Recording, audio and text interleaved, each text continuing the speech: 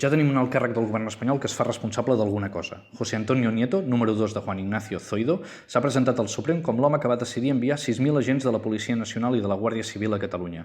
També ha assumit la decisió de desplegar el dispositiu que va provocar les escenes de violència als col·legis electorals l'1 d'octubre.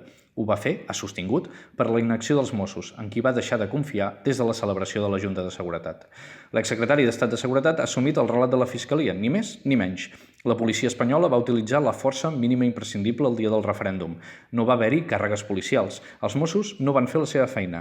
La protesta del 20S s'ha de descriure com a tumults i el CDR són organitzacions violentes, perquè la violència és, ara, manifestar-se al carrer, tallar carreteres i ocupar vies de trens, accions que sempre s'havien considerat l'expressió del legítim dret de protesta. Nieto s'ha fet responsable d'alguna cosa. És d'agrair després de les declaracions amnèsiques del seu ministre, així com de Rajoy i Sáenz de Santamaría. Ara bé, el seu relat ha sonat preconcebut. El vocabulari dels fets d'octubre s'havia cuinat prèviament, a partir del 20 de setembre del 2017. Vam conèixer un nou significat de tumults, per sostenir les acusacions de rebel·lió i sedició.